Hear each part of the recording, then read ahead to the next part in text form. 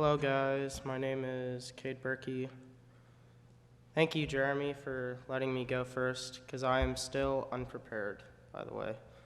But here it goes. So, honestly, I'd like to say that I'm a pretty big movie buff. I love the MCU movies, all the Lego movies, the Batman Dark Knight series, and I also really like Christmas movies.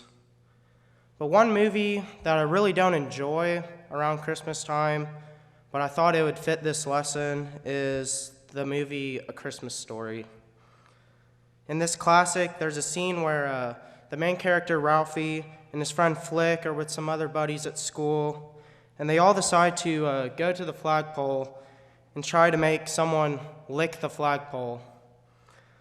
So Flick and this kid named Schwartz, they decide to try and get one of each other to lick the flagpole, and ultimately it gets to the point where Schwartz says the famous line, "I triple dog dare you," and Flick ends up having to do the dare, which he ends up paying the price for.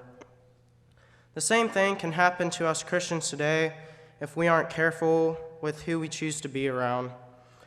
Today we are going to look at the different impacts of having Christian friends and non-Christian friends in our lives. So the first idea is having Christian friends. In Proverbs chapter 27, verse 17, it says, "Iron sharpens iron, and one man sharpens another."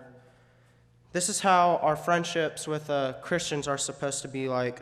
We need to sharpen each other and build each other up with courage, just like it also says in 1 Thessalonians chapter 5, verse 11. And one example of this good Christian friendships that we need to have is in 1 Samuel chapter 18, verses 1 through 4. 1 Samuel 18, verses 1 through 4. It's talking about David and Jonathan. As soon as he had finished speaking to Saul, the soul of Jonathan was knit to the soul of David, and Jonathan loved him as his own soul. And Saul took him that day and would not let him return to his father's house. Then Jonathan made a covenant with David, because he loved him as his own soul.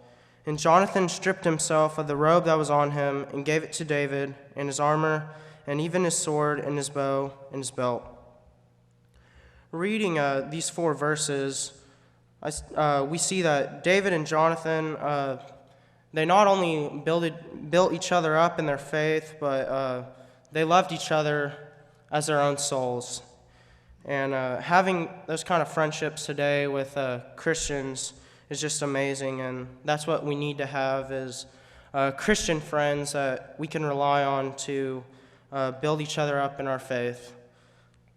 And now we're going to look at the other side of having non-Christian friends. The example is actually me. Since I play different sports and I do a lot of different activities at our school, I'm usually just around the people that have the same interests as me, like all the cool kids, I guess. Yeah, crazy saying I'm cool, I guess, which is not true, but still, I'm usually with a lot of guys or acquaintances that really like the sports I do, or if I'm in choir, the choir people. But as much as I try to be an example, a Christian example to those people,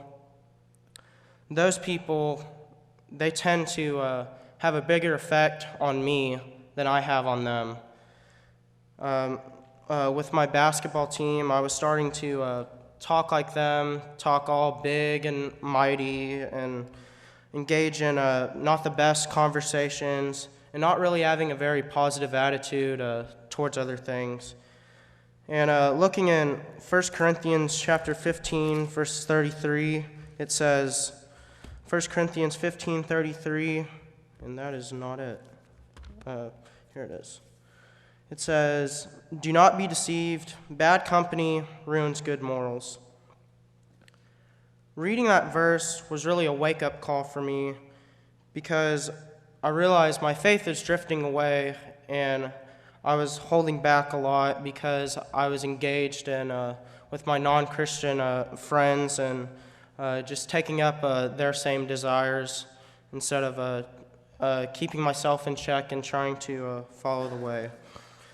And so now that you've seen both sides of having Christian friends and non-Christian friends, those friends can really have an impact on our spiritual lives. Since if we tend to focus on more hanging around more Christians, it'll be a lot easier to do the right thing and keep God's commandments. But if we choose to be around non-Christians, their ways have more of a negative effect on our ways. And so now my challenge to you is to try and make a list of friends and see what qualities they have. If they are showing Christ-like qualities, let them know how much you appreciate them. But if those friends aren't showing very good qualities, do you need to find a way to impact them even more, like encouraging them to hang out with your Christian friends, or do you need to find separation and isolate yourself from them? Because your soul really depends on the influences that you are around. Thank you.